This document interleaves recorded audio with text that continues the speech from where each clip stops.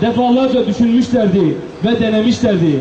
Ama her defasında burunları yere sürtünerek ya inlerine çekildiler ya da yalvaracak kapı aradılar. İslami hareket engellenemez. İslami hareket engellenemez. İslami hareket engellenemez. Müslüman uyuma kardeşine sahip çık. Müslüman uyuma kardeşine sahip çık. Müslüman uyuma kardeşine sahip çık. Zulüm görmekte ve değişik saldırılara maruz kalmaktadır. İşte en son malumunuz olduğu üzere Mersin'de tek amaçları, hedefleri, gayeleri Müslüman halkın fakir fukarasına, sofrasına bir parça ekmek, bir sıcak çorba, yıl boyunca et yüzü görmeyen o insanların sofrasına 1 kilo da olsa, 2 kilo da olsa bir et götürmek olan Mustazafar Cemiyeti'nden bir grup arkadaşımıza, kardeşimize malum zihniyete sahip insanlar tarafından bir saldırı gerçekleştirildi. Ve tabi bu Kurban Bayramı arefesinde, Kurban Bayramı günlerinde tüm insanlığın, hasreten Müslümanların birbirini ziyaret ettikleri, insanlar arasında şefkatin, merhametin, barışın canlandığı günlerde Diyarbakır'da peş peşe, art arda İslami kimliğe sahip STK'lara saldırılar yapıldı. Bir Müslüman olarak, bir insan olarak, öncelikli olarak kimden gelirse gelsin, kime yapılırsa yapılsın, zulmün, şiddetin, saldırının, haksızlığın karşısındayız. Geçmişte böyle olduk. İnşallah Teala bundan sonra da öyle olacağız. Tabi bu saldırılarla ne amaçlanıyor? Neler hedefleniyor? Bu saldırılar neden her defasında İslami STK'lar yapılmaktadır? Tabi bunun altında birçok amaç, gaye, hedef güdülmektedir. Birincisi, Müslüman Kürt halkı tarih boyunca İslam'a, ümmete sadık olmuşlardır. Hiçbir zaman milliyetçilik, sadece kendisini düşünen yabancı ve yerli zalimlerle, işbirliklerle, hainlerle işbirliğine girmemiştir. Elhamdülillah bundan sonra da girmeyecektir. Tabi bunu içine sindiremeyen İslam düşmanları, zalimler bu uyanışı engellemek, Müslümanları İslam'dan, İslami değerlerden koparmak için şu an bölge üzerine değişik oyunlar, değişik senaryolar yürürlüğe konulmak istenmektedir. İşte bu senaryolardan bir tanesi de bu İslami STK'ların, bölgedeki Müslümanların tecrit edilmesi, sindirilmesi ve Müslümanlara diz çöktürülmesidir. Malum zihniyet, halbuki malum zihniyet Müslümanların tarihine bakarsa, kendi tarihlerine bakarsa İslam'a, Müslümanlara, Kur'an'a düşmanlığın kendilerine fayda vermediğini, zarardan başka bir şey vermediğini göreceklerdir.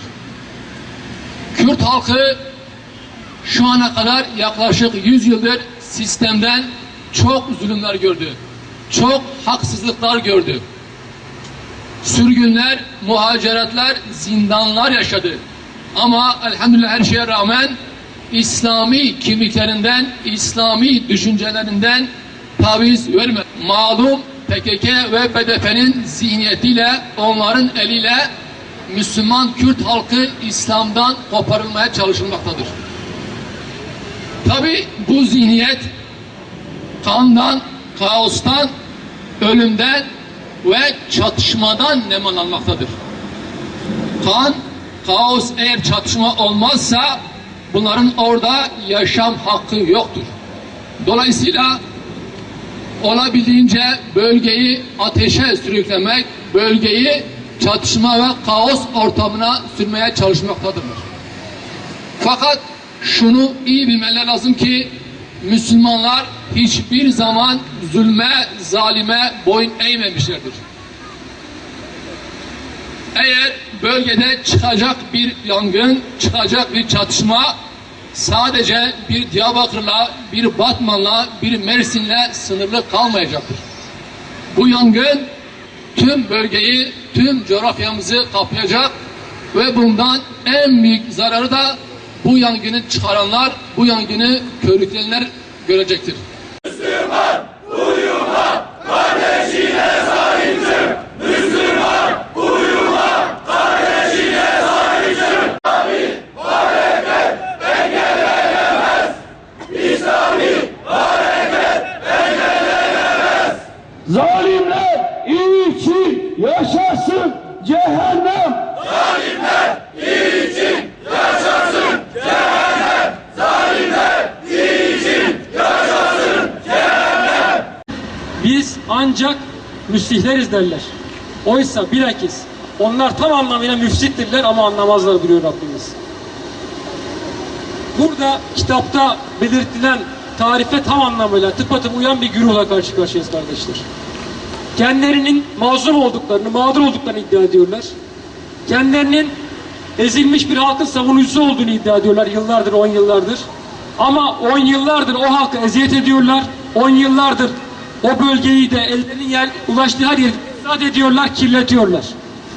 Bunu baskıyla yapıyorlar, bunu ahlaksızlığı yaygınlaştırarak yapıyorlar. Bunu en büyük şirk olan, en büyük cahiliye olan milliyetçilik, ırkçılık kirliliğini yaygınlaştırarak yapıyorlar. Maalesef Kürt halkının gençlerini, Kürt halkının kadınlarını, erkeklerini bu kirli fikirleriyle, bu cahiliye anlayışlarıyla 10 yıllardır alabildiğine kirletiyorlar. Ve buna karşı elbette bizler Müslümanlar olarak nasıl bu ülkede 100 yıldır sistemli bir şekilde insanları cahiliyeye yönelten, insanları zulme, şirke yönelten sistemle, kemali sistemle mücadele ediyorsak, bu anlamıyla Kürt halkını da cahili bir anlayışla milliyetçileştirerek, şirke bulaştırarak kirletmeye çalışan bu anlayışla, bu zihniyetle mücadele etmek zorundayız. Kürt halkının bu noktada uğradığı çifte mağduriyeti, çifte zulme karşı çalışmak durumundayız. Allah razı olsun. Bu konuyla alakalı Müslümanlar çalışıyorlar. Müslümanlar gayret ediyorlar. Ve doğal olarak geçmişte PKK eliyle, devlet eliyle mağdur edilen Müslümanlar şimdi de PKK eliyle mağdur ediliyor, zulme uğratılıyor. Bu noktada yapılması gereken bellidir. Müslümanlar İslami kimliklerinin gereği olarak zulme ve baskıya karşı direnmek zorundadırlar. İnsanlara hayır, adaleti anlatmak zorundadırlar. İnsanları hayra çağırmak, marufu emretmek ve münkerden nehyetmekle mükelleftirler. Bununla mükellefiz. Bunu her halükarda yapacağız kardeş.